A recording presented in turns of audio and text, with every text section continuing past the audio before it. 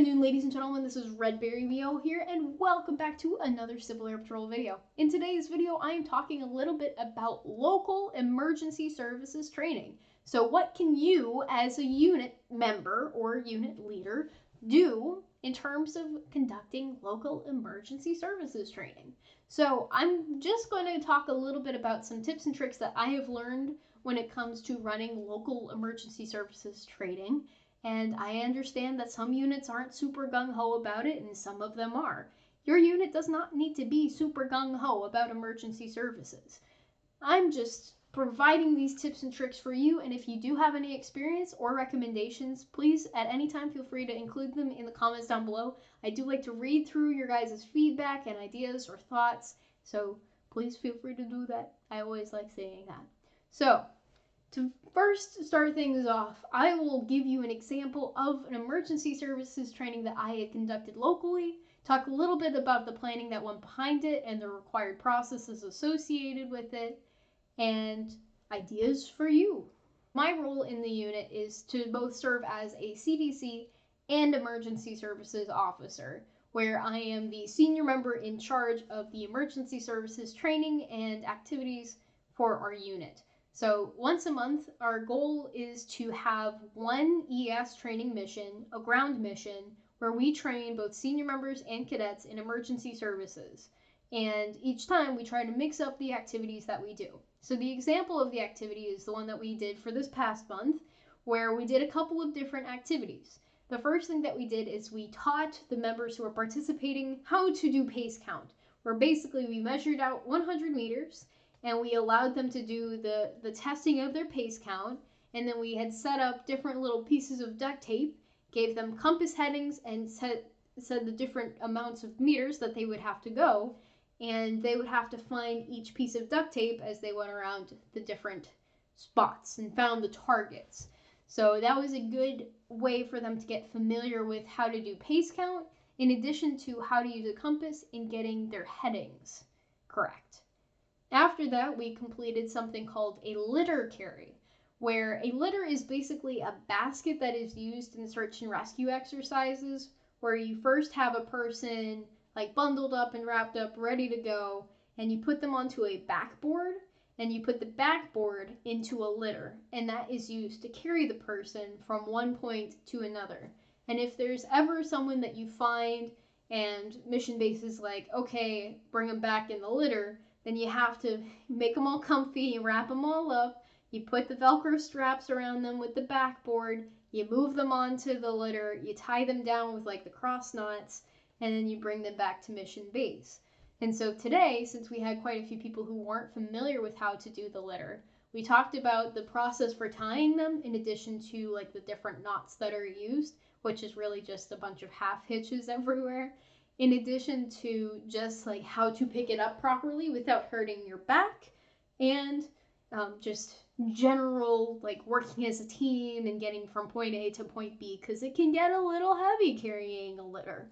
So we had the opportunity to lift each person and put them back down on the ground, in addition to going out and finding a fake victim, which was basically like, it was like a coat that had a case of water bottles in the middle, and then like a little balloon head with like pool noodles as arms and legs. It was a little dummy victim. It was fun to just pick up, and the cadets made fun of it because it looked funny. But it was a fun activity where they had the opportunity to learn how to put someone onto that backboard, get them into the litter, and get them back to safety. After completing that, we went over to a kind of wooded area where we went through the brush doing a line search, and we taught them the commands of like ready on the right, ready on the left, forward the line, and halting the line, what you do if you find a clue, how you report it back to mission base, and then continuing with the search if you're supposed to continue with the search, or like regrouping after that. And so overall, the activity was very successful. As we were walking back, we were starting to run out of time. So I asked them like what they thought went well, areas for improvement, their favorite thing during the day, and their least favorite thing in the day. And overall, it was very well balanced, because some cadets said, oh, I love the litter carry, and I hated the line search. And some of them were like, I love the line search, but I just did not enjoy the compass stuff. And so it was a good balance between all those different factors to where, like, on average, all the activities were at least decently enjoyed and they got something out of it. So the first thing that we had to do for planning this emergency services training activity was putting together the ICS form 201, 205, and 208. And they are different forms that are required to be filled out, which my wing has put together a nice, very, very nice template to fill out. And we are required to fill that out and submit it to the wing ES officer. And so we filled that out, and it included the information of what day we were doing it, what time we were doing it, what the objectives were, what the location was, in addition to the different positions of people in the command structure, like who the incident commander was, the ground team leader, the mission safety officer. All that information was required to be filled in addition to just a timeline of events that were going to happen. So when we conducted the training activity, it happened from 1:30 to 5 p.m. And we did it during that time frame because we didn't want to do it too early in the morning, but we also didn't want it too late in the day where it would start getting dark and it wouldn't be safe anymore to just be going around in the forest. So that is why we picked that time. We also picked a location that was central to our membership in our unit, and we wanted to make sure that it was at least pretty decently wooded with some uneven terrain to challenge the members in the different activities that we were doing. And so we also looked for how the paths were, because if there were paths, that would help us with getting from point A to point B. So it was just a convenient location for us to set up the activity in addition to members traveling to get there. So after we submitted the paperwork, we were required to receive approval from the wing director of emergency services. And once we received approval for that, we did also have to submit some like COVID checklist thing, the operational risk management COVID management form. We did, but that was also approved, so we were good to go. And I also had coordinated with the emergency services team in our unit, which includes cadets and senior members, asking them for input and their ideas. And after asking for input and ideas, we were able to put together the forms of what we wanted to train with and what the members were interested in. So that was pretty straightforward to do, and there was some in-person collaboration, there was some virtually done to plan what we would be doing during this activity. After we had put together the plans and submitted them to Wing, it was basically just informing the squadron of the information associated with it. So that meant putting together a Microsoft form, because we use the Microsoft applications. I guess it's the 360 applications. We used a Microsoft form, and that was in the Team SharePoint for our unit. So we have like a SharePoint/Teams folder that's associated with the squadron. And if you go into forms, you can make it like a shared form so anyone in your unit can access it.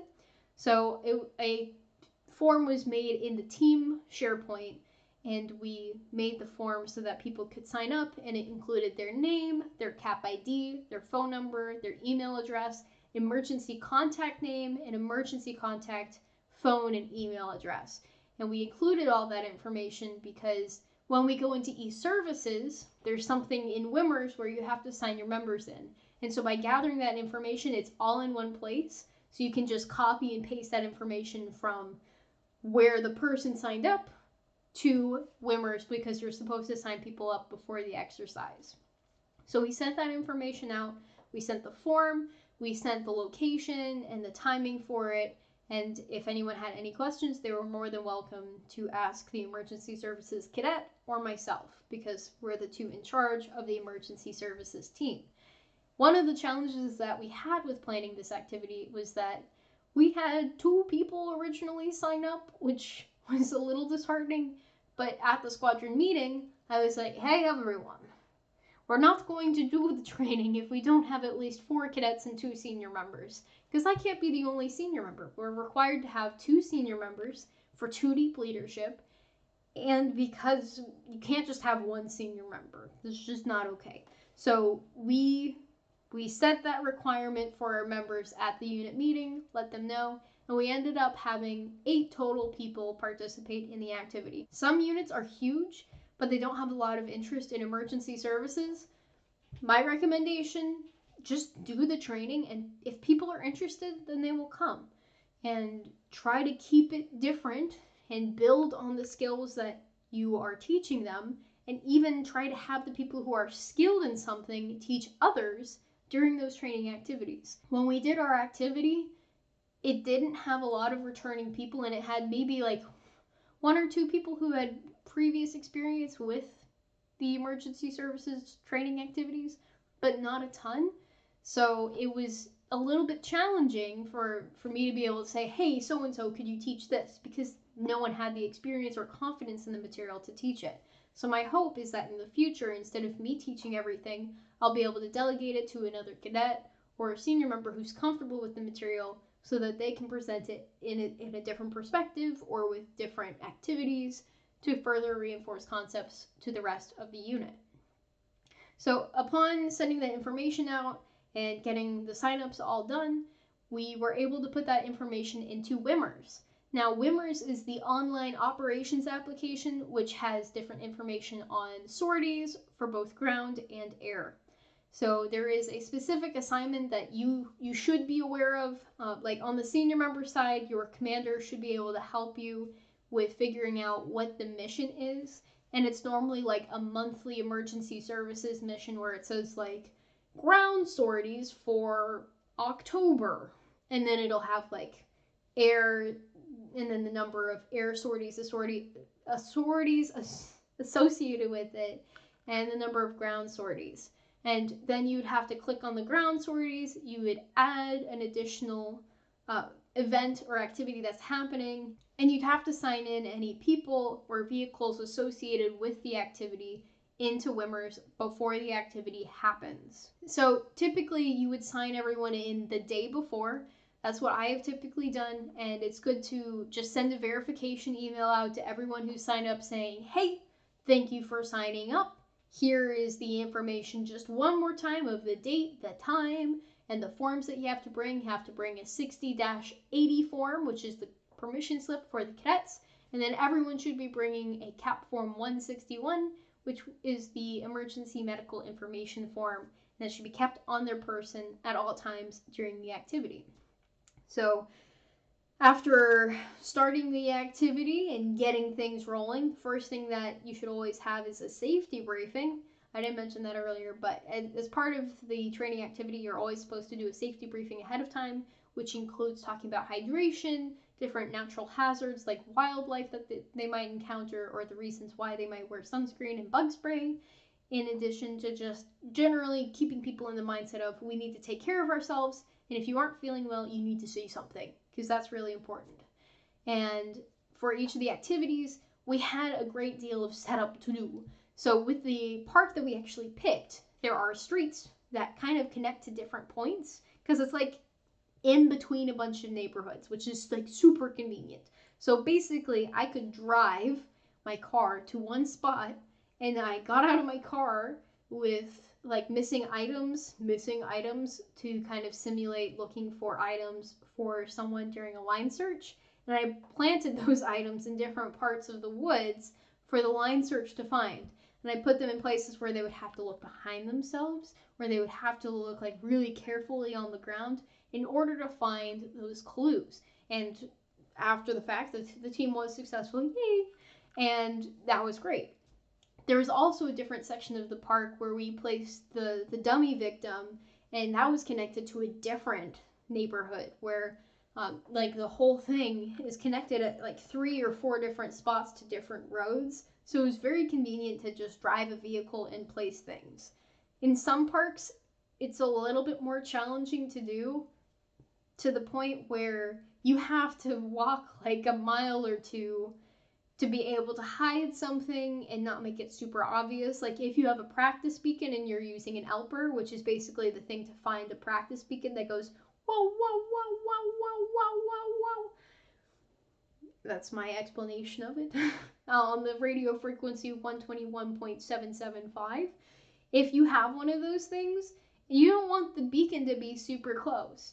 So my recommendation is, if you are setting up an emergency services activity, find a location that's convenient to set up, but isn't but is not too easy for the members that are participating in the activity. Because if everything is just right there, then it's not as fun, and it's actually too straightforward, and it doesn't actually simulate a real world mission as well.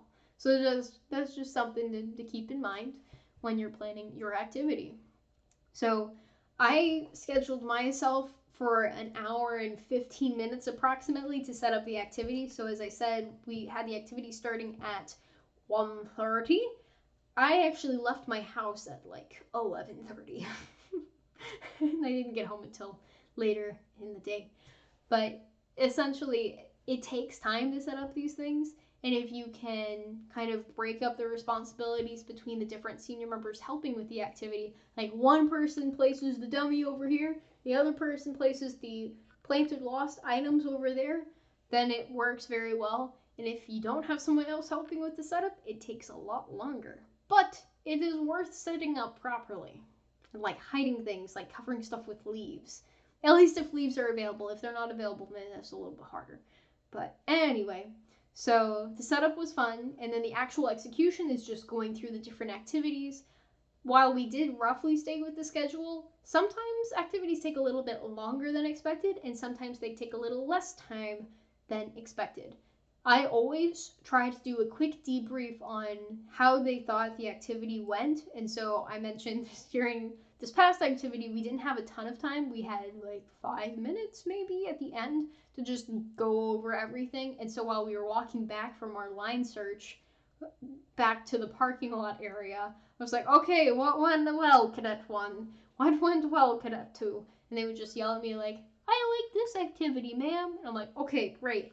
So I recommend doing a debrief and asking the activities that they enjoyed. If you can, ask why they enjoyed them, just to get that additional information, and take notes afterwards. I have written down notes. I wasn't able to write notes in the field while we were actively walking back, but I have taken notes so that they are documented for future activities that we do. And one other small note that needs to be included is that you have an incident commander that you're reporting to, and the incident commander, at least with my wing, is the director of emergency services.